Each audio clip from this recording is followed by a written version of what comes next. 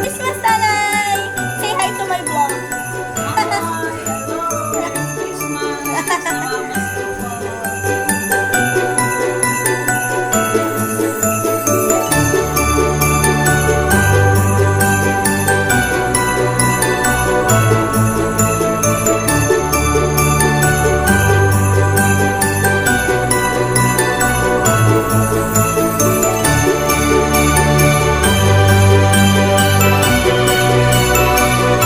Hi! It's Christmas Day! Good morning, good morning, good morning! It's 9 a.m. at late kami nagising, guys. Ngayon lang kami na late ng gising. Madalas madaling araw gising na kami, pero dahil late na natapos ang aming Christmas Eve celebration, syempre midnight naman talaga ang Noche Buena.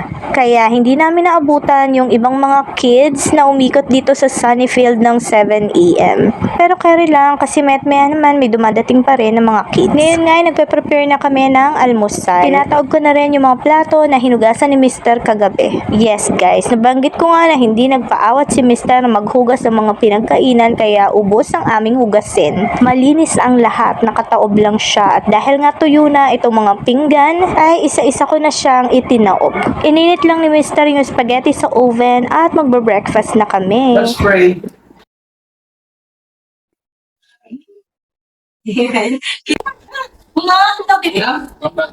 Habang nag-aalmusal nga kami ay dumating ang kapatid kong si John. Nagyayaya siya manood ng movie or mag-video kaysa kanila. Kaya lang kasi mayat maya na dumarating yung mga batang namamasko kaya hindi kami makaalis ng bahay. Namimigay kasi kami ng simpleng regalo sa mga bata. Sila na nga lang yung pinapapunta ko rito para mag-video kami kaya lang umuulan. My vlog. Maya-maya nga napansin niya yung camera. Syempre, say hi to my vlog. Anyways, kaya hindi sila makapunta dito kasi yung dalawang kids maaambunan. Umuulan, mahirap na magkasakit. Kaya mas safe kung sa bahay na lang sila. At ayan nga, sabi namin mag-breakfast na siya dito. Tulog pa naman daw yung mga kids. Kaya mag-sharon na lang siya. Tara guys, kape tayo habang naglalambing ang aking mga fur babies. Nakapag-breakfast na nga din itong aking mga doggies. Kaya busog na yung mga yan. Siyempre, papakulibang kumain yung mga yan. Bawal magutuman ang aming mga doggies kasi magkakalkal ng basura. Saka alam nyo guys, kapag busog sila, super behave ng aming mga doggies. Kapag gutom sila, malikot at umiiyak. As in, umiiyak sila pag gusto nilang kumain, tapos nangangalabit sila.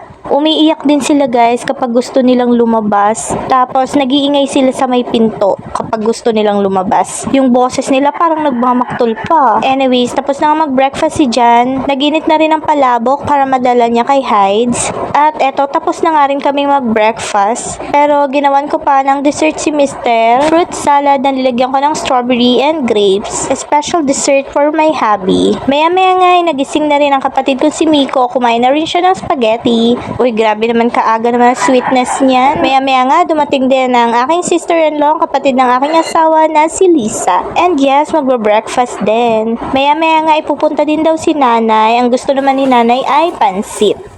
At heto na nga, dumating na si nanay. Natuwa siya dito sa aming Christmas crazy hat. Ang paa ng elf at ang paa ni Santa Claus. O diba? Very cutesy naman talaga guys. So, nakakatuwa. At dahil dyan, ilalagay ko sa caption yung link. Sa mga gustong mag-order dyan, tingnan nyo naman. Ang ganda ng quality guys. Kahit tapos na ang Christmas at New Year, may next year pa, may next Christmas pa. O diba? Hindi naman maubos ang Christmas at New Year guys. Kaya check out na kayo. Matutuwa kayo paulit-ulit yung gagamitin tuwing Pasko at tuwing bagong taon. Binili ko to guys, additional sa aking party collection. Halos every year nga ay manatatabi ako na Christmas headband or clips na nagagamit ko na paulit-ulit. And hi, hello naman sa aking kapatid na si Miko. O sino ka dyan? Natawa talaga ako habang nag-e-edit ako ng video na to. Hoy, bakit may ganito? At pati ang aking simu guys. ang nananahimik kong doggy. Idinamay pa ng aking kapatid na si Miko. Maya-maya nga ay napansin ko siya, sinaway ko na. At baka mabalian ng aking aso. Mahal magpa-vet, Paskong Pasko. Pagkababa nga ng kanyang tito Miko, hayan tuloy. Nagtago ng aking baby mo sa ilalim ng lamesa. Anyways, hindi ko na nga iinitin lahat ng pansit kasi hindi naman to kakainin lahat. Naglagay lang ako sa isang plato at initin ko na lang sa microwave. Nakakain na rin kasi kami. At ang masarap ngayong Pasko, dahil maraming food, may choices kami kung anong food ang gusto namin kainin for today's video. That's for today's video lang. Dahil baka bukas sa isang araw, ubus na yan, wala na kaming choice. Pero sa ngayon, meron kaming palabok, pansit, at spaghetti. Yun nga ay in-order namin sa Yassis Kitchen. Kaya namang magluto, kaya lang, mahirap mapagod dahil may duty pa kami. Mas pinili na lang namin mag-order since masarap naman ang food sa Yassis Kitchen. Pero si Mr. nagluto pa rin siya ng menudo at ham. Tapos si Nanay nagluto din ng palabok at cassava cake. Kahit simple lang ay masaya ang aming salo-salo. Wala naman kami na-expect na bisita. Ay, meron sana kaya lang hindi natuloy. Pero okay lang, masaya na kaming mag-asawa na nandito ang ilan sa aking mga kapatid, si Nanay at ang mga hindi nakarating. Merry Christmas sa inyong lahat. Claim your gifts here. Siguro aabutin pa ng 3 Kings bago nyo maklaim yung ibang gifts. Pero carry lang, kung gusto nyo next year na lang. May next Christmas pa naman. Hindi ko na yung tatanggalin sa balot, at least naka-ready na for next Christmas.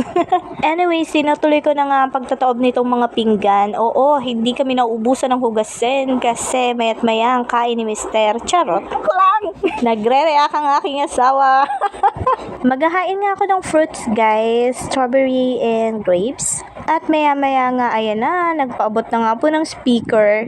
Mahaba-habang kantahan to, guys. Kaya hanggang dito na muna. See you sa next video. Thank you for watching. Merry Christmas and Happy New Year, everyone. Bye!